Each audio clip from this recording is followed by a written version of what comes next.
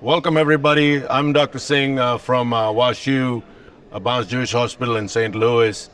And it's a pleasure to talk about calcium modification and the use of intravascular lithotripsy. The reason why I'm passionate about it is because, we teach fellows, we teach all these courses, and, I'll tell you, calcium is one of the biggest enemies in coronary disease. And we get suboptimal results. Everybody knows that suboptimal results then translated onto poor patient outcomes. Okay, so managing calcium is a challenge. It's always been a challenge. So I think we have tools that we need to use. The tools are, as I'll illustrate in my cases, the tools are imaging and physiology, trying to understand different types of calcium, and then which device fits in where. So those are the questions everybody asks. Everybody says, well, we have lithotripsy balloons now, we have orbital, we have rotational, we have specialty balloons. When to use what? Or do you just need one? Or do you need stuff? So unless you do imaging and you understand complex PCI that way, then you won't really know what we need to do. So I'm going to go through some of the cases that will actually hopefully try to enlighten us as we progress into adopting intravascular lithotripsy. So these are my disclosures. And so the first case I'm going to share is a 84-year-old lady who was transferred to our hospital. She has previous, obviously, peripheral arterial disease, abdominal aortic aneurysm repair, chronic kidney disease. So all the complicated things that you want are associated with calcification in these things. She had very diffuse ST elevations and ST segment depressions, which actually correlate with maybe significant left main or significant three-vessel disease. Her troponins were high. She was urgently taken to the outside hospital cath lab, and she had a 99% osteal left main disease correlating with the EKG finding. They put a balloon pump in because of her abdominal aortic aneurysm repair, and the legs were not good enough for Impala. And then a surgical consult was obtained, and she was turned down for bypass. And this is a EKG, and as you can see, she has significant ST elevations in AVR and in AVL, and then significant ST depressions all throughout the anterolateral leads. So this is her angiogram. This is the case you want to see, and this is the kind of case you want to run away from. I mean, this lady has no options, not a bypass candidate, subtotal occlusion, troponin leak, low ejection fraction, and you can see the balloon pump is there. So how do we approach this? You look at it before even you inject. Significant calcium involving left main LAD, diagonal, all the vessels are extensively calcified, and you can see this big calcified sort of mass appearing starting from the ostium to the mid portion of the left main. So how do we approach this? So we have sort of whatever we can do in terms of hemodynamic support. So here, wiring is difficult, and we wired it. We had a very hard time actually crossing with a microcatheter because it's not coaxial and it's subtotally occluded, and it was hitting the calcium. So then obviously we won't be able to do small balloon and do lithotripsy. Osteal lesions here, you worry about doing orbital atherectomy because it may spin in the cusp and dissect it. Rotational atherectomy, you start in the guide, and if you are not careful, can quickly go through it and they get trapped. So you worry about all these different, so it's as challenging as a case gets. So in this case, what we did is we wired with a new orbital atherectomy wire, the flex tip wire, and you can see that I am actually now engaged in the lesion with the orbital atherectomy. And then I cut forward, I break the calcium, and then when we try to do that, even despite that, there's a little channel we created. Despite that, we had a very hard time taking in non-compliant balloons, and in this case, I wanted to use like angiosculptor specialty balloon to expand it, wouldn't do it. And so that was the issue. So what we did is we used our guideliner. It broke the calcium, but still didn't do that good of a job in this amount of big vessel calcification. So it's deep and superficial calcium. So what's our next step? The only device that does deep and superficial in this scenario, and it's a balloon, and you can use it aggressively as a guideliner, was our lithotripsy balloon. 3, 5, 12, you can see the balloon pump there. Look at that. It crossed. We are there, little resistant still, but we gave probably close to 60 pulses, and you'll see what happens here. IVUS went, and we IVUS it. We just want to make sure, see what's happening. We're marking the ostium there, marking the distal landing zone, and when you see IVUS playing here, you can see that there's significant calcium. There's sort of little tear on your 3 o'clock area, then you'll see calcium, and then when it comes back, there's a little dissection there.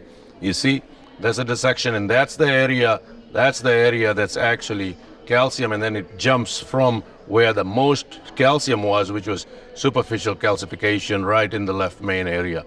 So it was eccentric.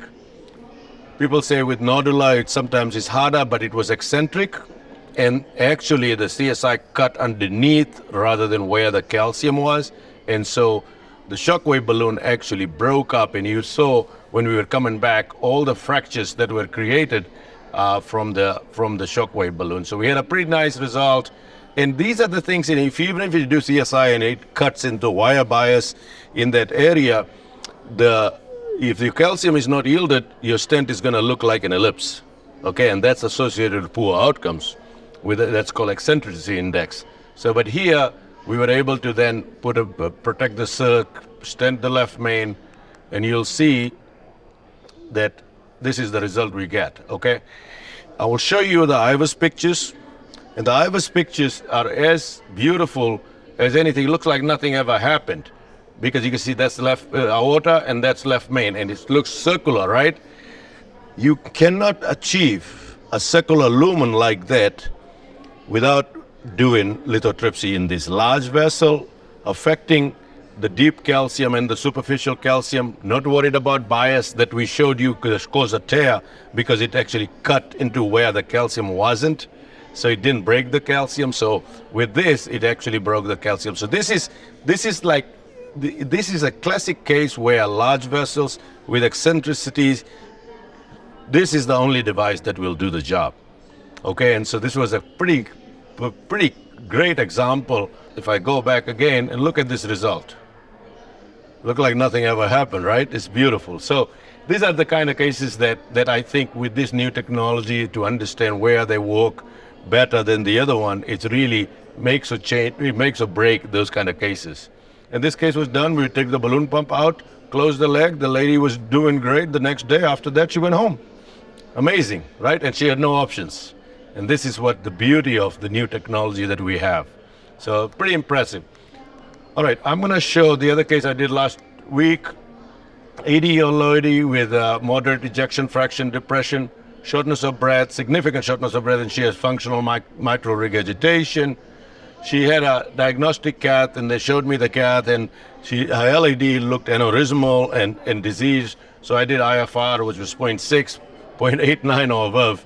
0.90 and above is normal, so this is as ischemic as it gets, and she's obviously not a surgical candidate, and this is her picture.